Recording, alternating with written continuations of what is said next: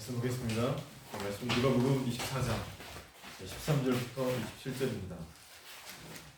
누가복음 24장 13절부터 27절입니다. 신약 140쪽 누가복음 24장 13절부터 27절입니다. 제가 대신 봉독해 드리도록 하겠습니다.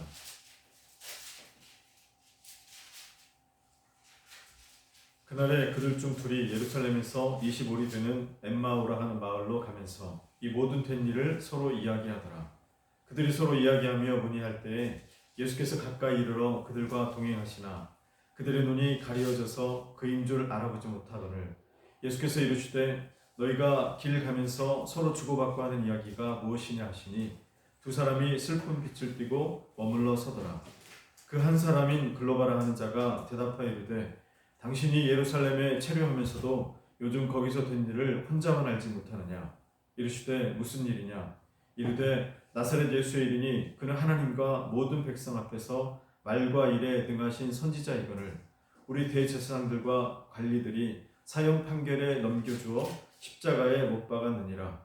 우리는 이 사람이 이스라엘을 속량할 자라고 바랐노라. 이뿐 아니라 이 일이 일어난 지가 사흘째요. 또한 우리 중에 어떤 여자들이 우리로 놀라게 하였으니 이는 그들이 새벽에 무덤에 갔다가 그의 시체는 보지 못하고 와서 그가 살아나셨다는 천사들의 나타남을 보았다 함이라. 또 우리와 함께한 자 중에 두어 사람이 무덤에 가 과연 여자들이 말한 바와 같음을 보았으나 예수는 보지 못하였느니라 하거늘 이르시되 일어나고 선지자들의 말한 모든 것을 마음에 더디 믿는 자들이여 그리스도가 이런 고난을 받고 자기의 영광에 들어가야 할 것이 아니냐 하시고 이 모세와 모든 선지자의 글로 시작하여 모든 성경에 쓴 바 자기에 관한 것을 자세히 설명하시니라. 하나님의 은혜가 또 부활의 소망과 기쁨이 모든 성도님들 위해 충만히 임하시기를 원합니다. 우리는 아름다운 계절을 보내고 있습니다. 정말 아름다운 계절이죠. 벚꽃이 흩날리고요. 또 산수유, 또 개나리, 또 제비꽃, 진달래, 또 민들레가 아주 만발한 정말 아름답게 피어난 아름다운 계절을 보내고 있습니다. 마음이 정말 설레는 그런 계절인데요. 겨울에는 어땠나요? 겨울에는 정말 모든 만물이 다 죽어 있는 것처럼 보였습니다. 식물도 보이지도 않고 나무의 싹도 다 사라지고 잎사귀들이 다 사라지고요. 그런데 어느새 따사로운 봄 햇살에 동토는 다 이제 녹아들었고요. 또 바람이 불면서 죽은 것처럼 보였던 가지에 새싹이 돋아나고 있습니다. 또 땅에 있는 씨앗들이 이제 싹을 틔우면서 만물이 이제 소생하는 것을 우리가 보고 있습니다. 하나님께서 창조하신 이 만물 속에서 어떤 면에서 우리가 부활의 모습을 보고 있는 것이죠. 오늘은 이제 교회력으로 부활주일입니다. 부활절은 십자가에서 죽으신 예수님께서 부활하신 그 사건을 기념하는 주일입니다. 예수님의 부활에 대해서 많은 사람들이 연구를 했습니다. 평생 연구한 사람들도 있고요. 그래서 이제 그들이 책을 썼는데, 근데 어떤 이제 세계적인 신학자들은 예수님의 부활의 사건을 믿지를 않습니다. 신학을 하면서도 그런 사람들이 있어요. 자유주의 신학자들, 예수님의 부활의 사건을 믿지를 않습니다. 그들은 이성으로만 성경을 대하고 또 이성적으로만 예수님의 부활에 접근을 합니다. 죽은 자가 부활한다. 이성적으로 이해가 되십니까? 인간의 이성으로는 부활에 대해서 이해할 수가 없습니다. 이성은 정말 하나님께서 주신 선물이죠. 그런데 인간의 이성만으로는 성경을 다 이해할 수가 없습니다. 우리의 이 작은 지혜, 우리의 작은 이 머리로는 하나님께서 행하신 그 놀라운 일들을요, 도무지 이해할 수가 없습니다. 그래서 이 어거스틴이라는 사람이 있는데 다 아시죠? 이 어거스틴은 신앙과 이성의 관계에 대해서 이렇게 아주 유명한 말을 했습니다. 나는 이해하기 위해서 믿는다. 참 멋진 말이죠. 이성적으로 이해하고 믿으려는 것이 아니고 이해하기 위해서 믿는다는 거예요. 믿으면 이해가 된다는 말입니다. 오늘 말씀을 보면 엠마오로 가고 있는 두 제자가 나옵니다. 그들도 예수님의 이 부활의 사건에 대해서 믿지를 못했습니다. 그들은 예수님께서 이제 예루살렘에 올라오셨으니까 이제 장차 이제 로마의 그 압제로부터 이스라엘을 구원하고 그 놀라운 권세와 능력과 기사와 여러 가지 표적으로 이제 이스라엘을 구원하면서 다윗과 솔로몬의 시대처럼 이스라엘에 놀라운 부흥을 가져올 것이라고 그들은 그렇게 기대를 했습니다. 그런데 이 주님의 제자들의 이 기대와는 달리 예수님께서 어떻게 됩니까? 로마의 병사들에게 붙잡힙니다. 그리고 정말 연약한 인생의 모습으로 정말 죄인된 모습으로 십자가를 지시고 비참하게 십자가에서 죽임을 당하셨습니다. 그토록 따랐던 주님이었는데 그들은 예수님의 십자가의 사건에 대해서 절망합니다. 그리고 낙심을 했습니다. 또 두려움과 이 슬픔 속에서 오늘 말씀의 두 제자는 엠마오로 그들의 발걸음을 향하고 있었습니다. 어찌 보면 도망을 가는 그런 일인지 모르겠습니다. 또 고향으로 이렇게 돌아가는 일일 수도 있겠습니다. 예루살렘에서 이 엠마오까지의 거리는 25리입니다. 심리가 4km죠. 그러니까 25리는 10km 정도 됩니다. 정말 힘써서 걸으면 한 2시간 반, 또 이야기하면서 천천히 걸으면 한 3시간 반 정도 되는 그런 거리가 예루살렘으로부터 엠마오까지의 거리입니다.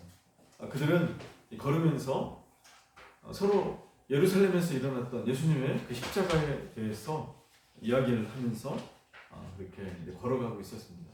그런데 예수님께서 그들에게 다가오셔서 그들의 이야기를 또 들으시고 그들과 함께 동행을 하셨습니다. 오늘 말씀에서 우리는 예수님께서 어떤 분으로 우리가 알 수 있습니까? 먼저 예수님은 부활의 주님이십니다.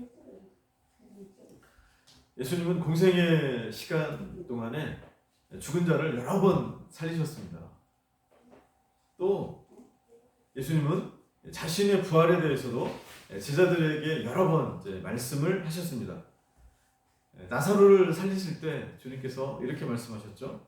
예수께서 이르시되 나는 부활이요 생명이니 나를 믿는 자는 죽어도 살겠고 무릇 살아서 나를 믿는 자는 죽지 않고 영원히 살리니 이것을 내가 믿느냐. 또 예수님은 또 사역하시면서 이렇게 또 말씀하셨습니다. 예수께서 이르시되 내가 곧 길이요 진리요 생명이니 나로 말미암지 않고는 아버지께로 올 자가 없느니라. 주님이 자신이 생명됨을 이렇게 말씀을 하셨습니다. 또 사도행전에 보니까 또 이렇게 기록되어 있습니다. 하나님께서 그를 사망의 고통에서 풀어 살리셨으니 이는 그가 사망에 매여 있을 수 없음이라.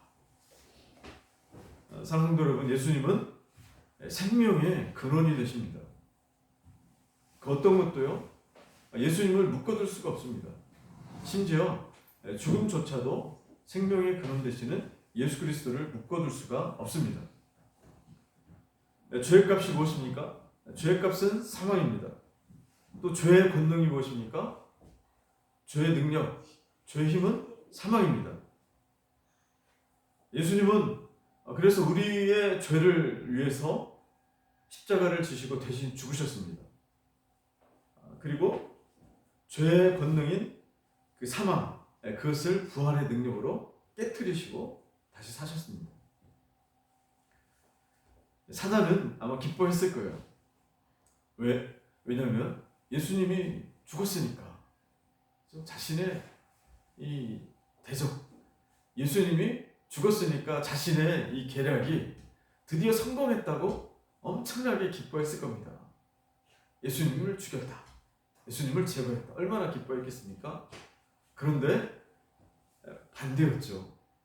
예수님은 죽으심으로 죽음을 경험하시면서 그 죄의 권능인 사망을 깨트려 버리시고 부활하신 것이죠.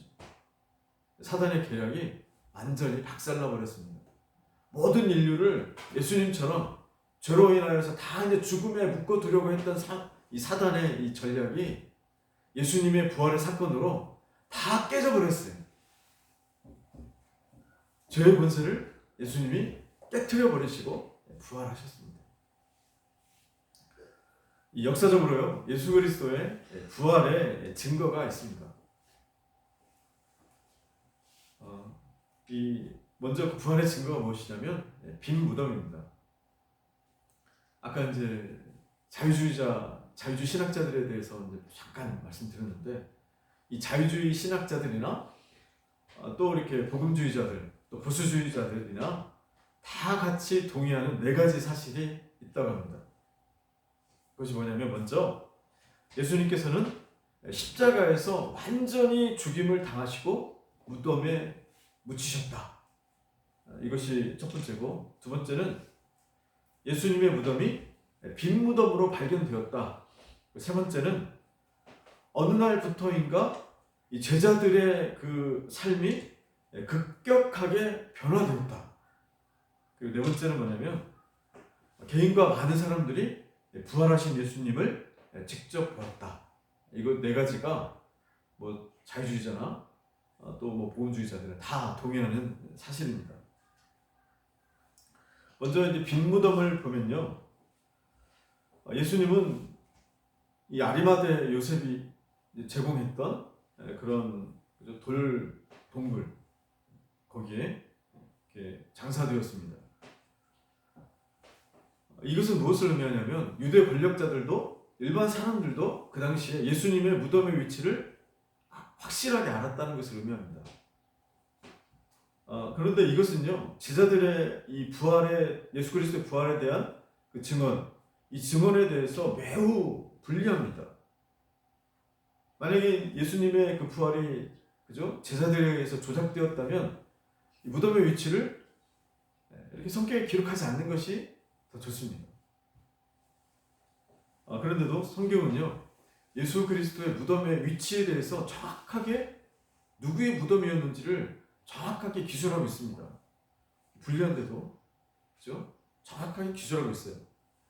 또 이 기록을 보면 이 유대 당국자들, 이 종교 지도자들이 그냥 예수님의 무덤을 가만뒀던 게 아니라 거기에 병사들을 배치를 시켜놨습니다. 무덤을 지키게 했어요. 왜냐하면 예수님이 생전의 부활에 대한 얘기를 했기 때문에 제자들이 도구를 해가지고 예수님의 시체를 가져가서 부활했다 이렇게 소문을 낼 수 있으니까 병사들을 예수님의 무덤 앞을 지키게 했습니다. 조직적으로 사람들이 그런 일을 못하도록 그렇게 했다는 거죠. 그러니까요, 예수님의 위치가 분명히 기록이 되어 있고 병사들까지도 그 앞을 지키고 있었으니까 제자들이 예수님이 부활했다라는 말을 할 수 있을까요, 없을까요? 상식적으로 할 수가 없는 거예요. 한두 사람이 지켰겠습니까? 조직적으로 또 손발을 번갈아 가면서 지켰으니까요. 예수님의 부활이 사실이 아니라면 이 제자들이 예수 그리스도의 부활에 증언을 할 수가 없는 거예요. 왜요? 무덤의 위치가 분명하고 확인할 수 있잖아요. 그리고 병사들이 그 앞을 철동같이 지키고 있었습니다. 예수님의 부활이 사실이 아니라면 제자들이 그 부활을 증언할 수가 없는 거예요. 또 성경의 기록을 보면요, 병사들이 예수님의 무덤에서 천사들을 보았다고 기록이 되어 있습니다. 천사들을 보면서 저들이 죽은 자처럼 그렇게 되었다. 그리고 이 천사들이 예수님을 예수님의 몸에 향유를 붓기 위해서 찾아온 그 여인들과 대화한 그것들을 다 들었다고 성경이 기록을 하고 있습니다. 그래서 이 사실을 또 이 병사들이 유대 종교 지도자들에게 다 이제 보고를 했고요. 그래서 이 유대 종교 지도자들도 예수님의 무덤이 빈 무덤이었다는 사실을 알고 있었습니다. 또 이제 시인을 했던 것이죠. 또 두 번째로 보면 오늘은 좀 이성적으로 많이 이제 접근할게요. 두 번째 증거가 뭐냐면 예수님의 부활의 목격자가 여인들이라는 사실에서 증거가 됩니다.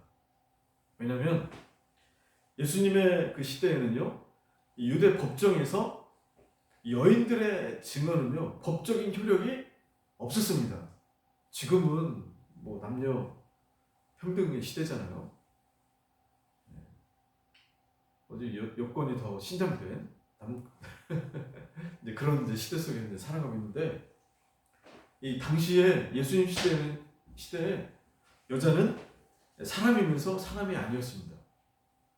법정에서도요, 여자는 법적인 효력이, 여자의 증언은 법적인 효력이 없었습니다. 그래서 예수님의 이 부활의 목격자로 여자들이 이렇게 인정을 받으려면 어때요? 여자보다는 남자들을 지금 그 예수님의 부활의 목격자로 세우는 것이 매우 효과적이죠. 그래서 성경을 보니까 그렇게 기록이 안 돼 있어요. 예수님의 부활의 목격자가 누구로 기록되어 있습니까? 여인들로 기록되어 있습니다. 예수님의 부활의 그 일이 사실이 아니라면요, 여인으로 기록할 이유가 전혀 없습니다. 조작하려고 했다면, 그죠? 조작하려고 했다면 남자들로 기록을 했겠죠. 왜? 당시에 남자들의 증언이 효과가 있으니까. 여인들의 증언은 안 받아주니까. 그래서 여인들의 이 부활의 증언이 역사적인 예수 그리스도의 부활의 증거가 됩니다. 또 세 번째 증거를 대면요, 제자들의 순교의 모습에서 찾아볼 수가 있습니다. 예수님의 제자들은요, 예수님께서 이 로마 병정들에게 잡히시던 그날 밤에 어떻게 했습니까? 다 도망갔어요. 베드로도 내가 주를 죽을지언정 부인하지 않겠습니다. 그런데 어떻게 합니까? 예수님 부인하잖아요. 다른 제자들은 다 도망갔습니다. 베드로조차 예수님을 부인했습니다. 그리고 그들은요, 예수님처럼 잡힐까봐 두려워하면서 숨었습니다. 로마 병정들에게 안 잡히도록 자신의 목숨을 보존하기 위해서 다 숨었어요. 그런데 어느 날부터요, 제자들이 모이기 시작을 했습니다. 그런데 그 제자들이 바뀌었어요. 죽을까봐 두려워서 숨었던 제자들이 이제는 목숨을 걸고 예수님의 복음을 증거하기 시작합니다. 무엇이 그들을 이렇게 갑자기 변화하게 만들었을까요? 왜냐하면 부활하신 주님을 만났기 때문에. 뭔가 그들의 삶을 급격하게 변화시킨 어떤 것이 있었다는 거예요. 한 사람만 그랬던 것이 아니라 예수님의 제자들이 다 순교하기까지 복음을 전했습니다. 그 두려워했던 제자들이, 예수님을 부인했던 제자들이 죽기까지 천국 복음을 전했습니다. 예수님의 복음을 증거하다가 다 순교를 당했습니다. 왜입니까? 부활의 주님을 만났기 때문에. 부활신앙이 참 무섭습니다. 제자들이요, 부활하신 주님을 보니까, 부활하신 예수님을 보니까 이제 두려울 것이 없는 거예요. 핍박이 와도 괜찮습니다. 고난이 와도, 감옥에 가도, 죽음 앞에 서도, 카타콤 그 동굴 캄캄한 곳에서 살아도, 지독한 가난이 있어도, 질병 때문에 조금 고통당해도 제자들에게는요, 그것이 조금도 문제가 되지 않았어요. 왜요? 부활하신 주님을 만났으니까. 제자들은요, 그 모든 것들을 부활의 신앙으로 다 이겨냈습니다. 그들은 죽으면서까지도 죽음 앞에서 두려워하지 않고 복음을 증거했습니다. 그 부활 신앙의 능력이죠. 그래서 제자들이 그 복음을 전했기 때문에 오늘 우리가 그 복음을 들었고요. 그리고 우리도 구원의 반열에 서게 된 겁니다. 사랑하는 성도 여러분, 부활의 신앙 가운데 사시기 바랍니다. 또 증거가 네 번째로 뭐냐면 주의를 지키는 것, 그것이 또 증거입니다. 또 교회가 발생했다는 것, 그것이 부활의 증거입니다. 유대인들은요 오랫동안 안식일을 지켜왔습니다. 토요일에 안식일을 지켜왔어요. 유대인에게 있어서 이 안식일의 이 준수는요 정말 중요한 율법입니다. 안 지키면 안 돼요. 그런데요 초대교회 때부터 보면은 이 그리스도인들이 안식일 다음날 주일을 성일로 지켜오고 있습니다. 이건요 유대인들에게서는 있을 수가 없는 일이에요. 그들은 목에 칼이 들어와도 안식일 지킵니다. 그런데 그들이요 안식일 다음날 주일을 성일로 지키기 시작했습니다. 초대교회 때부터. 왜입니까? 부활의 주님을 기념하기 위해서. 안식일보다도 주일을 더 예수님께서 부활하신 주일을 성일로 지키는 거예요. 이것이 바로 예수님의 부활의 강력한 증거가 됩니다. 또 예수님을 구주로 고백하는 교회가 생겼다는 것, 이것이 또한 강력한 역사적인 증거입니다. 일반적으로요 어떤 강력한 정말 핍박이 와가지고 조직에 큰 영향력을 미쳤던 사람들이 죽으면 어떻게 됩니까? 조직의 리더가 제거가 되면 그 조직이 더 발전합니까? 아니죠. 그 조직은 약해지거나 아니면 그 조직은 역사 속에서 사라집니다. 그것이 일반적인 모습입니다. 그런데요 예수님께서 그죠? 돌아가셨어요. 만인이 보는 앞에서 십자가에서 처참하게 죽임을 당했습니다. 그러면요 어떻게 되겠어요? 예수님의 그 복음의 운동, 그죠? 천국 복음의 운동은 사라지는 거예요. 그런데 어떻게 됩니까? 오히려 교회가 만들어집니다. 그리고 복음이 약해지고 사라지는 게 아니라 점점 더 흥황해지고 왕성해지고, 그죠? 유대 안에 엄청나게 증거됩니다. 유대뿐만 아니라 이제 유럽으로 복음이 증거되고요. 아메리카 대륙으로 복음이 증거되고 아시아 대륙으로 복음이 와가지고요. 어떻게 됩니까? 복음이 더욱더 흥황해지면서 교회가 더 많이 생겼습니다. 예수님을 구주로 고백하는 사람들이 엄청나게 많아졌습니다. 교회가 더 강력해졌습니다. 그것이 역사적인 증거입니다. 또 증거가 있어요. 증거가 많죠. 지금도요 많은 사람들이 부활의 주님을 만나고 있어요.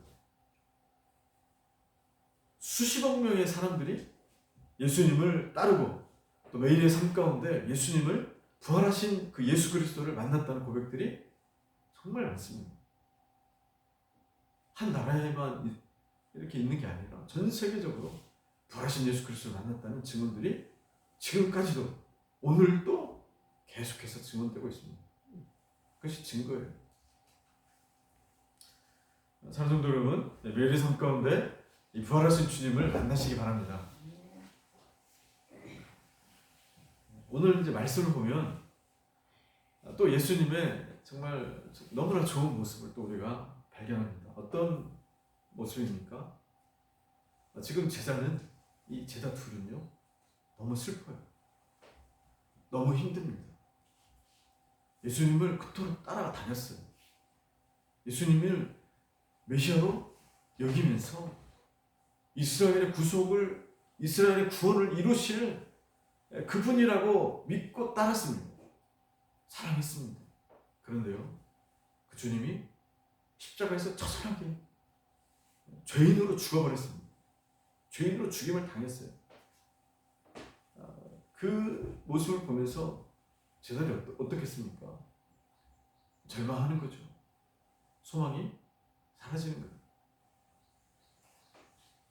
제자들은 그래서요 낙심했습니다. 절망했습니다. 그리고 실패자의 모습으로 이제 터벅터벅 엠마오 길을 걸어가고 있는 거예요. 도망자의 모습으로, 그렇죠? 소망 잃은 자의 모습으로, 삶의 방향을 다 잃어버린 자의 모습으로 제자들이 그렇게 엠마오 길을 걸어가고 있는 겁니다. 또 어떤 제자들은요, 고향으로 이제 돌아갑니다. 그리고 다시 고기를 잡으려고 그렇게 돌아가는 제자들도 있었습니다. 그런데 주님 어떤 분이십니까? 주님은 그 제자들을 다시 찾아가셨습니다.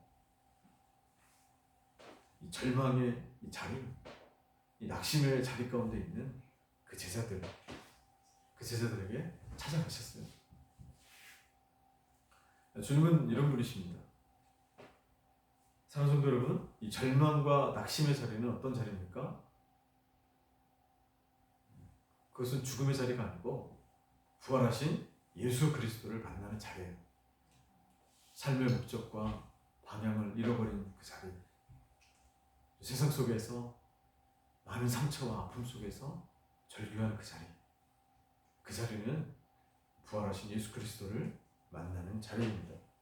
왜냐하면 바로 부활하신 예수 그리스도께서 그 자리 가운데 반드시 찾아오시기 때문에 그래요. 그런데 오늘 말씀을 보니까요, 제자들은 예수님과 바로 옆에서 동행을 하고 있는데 예수님인 줄을 알지 못했다고 성경이 기록을 하고 있습니다. 16절에 그들이 눈이 가리워져서 그인 줄을 알아보지 못하거늘. 예수님이 바로 옆에 계시는데 제자들은요, 예수님인지 알아보지 못합니다. 예수님과 헤어진 지 얼마나 됐을까요? 1년 됐습니까? 6개월 됐습니까? 한 3달 됐습니까? 아닙니다. 예수님과 헤어진 지가 얼마 안 됐어요. 예수님이 돌아가신 지가 3일째입니다. 얼마 안 됐는데 제자들은 예수님을 알아보지를 못합니다. 참 신기하죠. 어떻게 그럴 수 있을까? 요즘 이제 마스크를 쓰고 다닙니다. 마스크를 쓰고 다니니까 어때요? 종종 서로를 잘 알아보지 못할 때가 있습니다. 근데 친밀하게 잘 지내는데도, 그죠? 며칠 지나거나 뭐 한두 달 지나면 잘 못 알아봐요. 마스크를 쓰니까 서로 더 예뻐 보이고 마스크를 쓰니까 더 잘생겨 보인다고 합니다. 그래서 웬만하면 마스크를 안 벗는 것이 서로에게 참 득이 될 것 같은데, 어떤 분은요, 이 제자들이 예수님을 이렇게 잘 알아보지 못했다, 이 말씀에, 그렇죠? 어떤 능력이 제자들의 눈을 가려서 못 보게 했다, 이렇게 이제 해석하는 분이 있어요. 근데 저는 그렇게 생각하지 않습니다. 예수님이요, 제자들이 자기를 알아보길 원했을까요? 원하지 않았을까요? 몰라보길 원했을까요? 그래서 그들의 눈을 능력으로 확 가려버렸을까요? 저는 그렇게 생각하지 않습니다. 오히려 예수님은 제자들이 자기를 바로 알아보기를 원했겠죠. 나야, 나, 너의 스승, 나의 제자들아, 내가 왔어. 알아보기 원했겠죠. 주님은 안타까웠을까요? 못 알아보니까 바로 옆에 내가 있는데, 여전히 내가 부활했는데 여전히 절망하고 있고, 여전히 슬퍼하고 있고, 여전히 힘들어하고 있고, 엠마오를 터벅터벅 걸어가는 제자들의 모습 보면서 얼마나 안타까웠겠어요. 안타까운 제자들의 눈을 확 가려버립니까? 아니겠죠. 뭔가가 그의 눈을 가려웠다는 거예요. 그것이 무엇입니까? 바로 절망입니다. 좌절감입니다. 낙심입니다. 그 마음의 상처입니다. 근심, 걱정, 슬픔에 저들이 붙잡혀 있으니까 그들이 주님을 보지 못해요. 말씀에 대한 불신이 있으니까 그들이 주님을 알아보지 못합니다.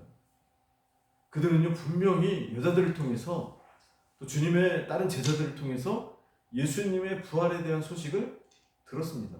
오늘 22절에 보니까 우리 중에 어떤 여자들이 우리로 놀라게 하였으니 이는 그들이 새벽 무덤에 갔다가 천사의 나타남을 보았다. 분명히 예수님의 부활에 대한 소식을 여자들을 통해서 들었습니다. 또 다른 제자들도 확인하러 갔는데 또 그 제자들을 통해서 여자들이 봤던 것처럼 똑같이 봤다. 그 소식을 들었어요. 근데 그들은요, 그 말을 믿지를 않았습니다. 예수님이 사역하시면서 나는 부활할 것이다 얘기를 하셨는데도 그들은 믿지를 않았습니다. 불신하는 거죠. 그래서 이 불신이 예수님을 알아보지 못하게 하는 거예요. 예수님이 바로 옆에 계시는데, 예수님이 옆에서 나에게 오늘 또 말씀하고 계시는데 그 불신 때문에 저들의 눈이 가려져 버리는 겁니다. 그런데 예수님 어떤 분이십니까? 그 제자들을 찾아가실 뿐만 아니라 말씀으로 저들의 믿음을 새롭게 해주십니다. 오늘 예수님의 모습을 보니까요, 제자들을 이제 회복시켜 주시는데 어떻게 회복시키시냐면 하나님의 말씀으로 저들을 회복시켜 주십니다. 17절에 보니까 이에 모세와 모든 선지자의 글로 시작하여 모든 성경에 쓴 바 자기에 관한 것들을 자세히 설명하시니라. 하나님의 말씀, 그렇죠? 모세로부터 시작해가지고 자기에게 예언된 자기가 고난을 받고 죽을 것과 그리고 다시 살아날 것에 대해서 예수님이 이 제자들에게 다시 풀어서 계속해서 설명을 해주셨습니다. 그리고 저들이 얻었던 그 마음, 불신의 마음을 밝혀주시고 다시금 믿음의 자리에 오도록 주님께서 이렇게 설득이라고 하더라도 주님께서 그렇게 말씀을 하셨습니다. 사랑하는 성도 여러분, 언제나 예수님처럼요, 예수님 행했던 것처럼 말씀으로 시작하시기 바랍니다. 이 절망된 이 절망의 마음, 상심의 마음, 이 걱정스러운 여러 일들 속에서요, 언제나 말씀으로 일어서시기 바랍니다. 우리가 경험하는 인생에 많은 일들이 있습니다. 정말 감당하기 어려운 여러 시련도 있고요, 고통과 고난이 있습니다. 염려도 있습니다. 때로는 극심한 아픔도 겪습니다. 그런데요, 그 모든 어려움과 그 슬픔과 아픔에 대한 모든 해결책이 어디에 있냐? 성경에 있습니다. 성경 말씀 안에 인생이 경험하는 모든 어려움에 대한 해결책이 성경 안에 다 있습니다. 그래서요, 말씀을 붙잡고 일어서시기 바랍니다. 어려울 때, 낙심될 때, 아플 때, 좌절될 때 하나님의 이 말씀을 붙잡고 일어서시기 바랍니다. 말씀 한 구절이요, 사람을 살립니다. 말씀 한 구절이 나에게 힘을 줘요. 말씀 한 구절이 나로 하여금 어려움들을 뚫고 돌파하게 만듭니다. 말씀의 능력이에요.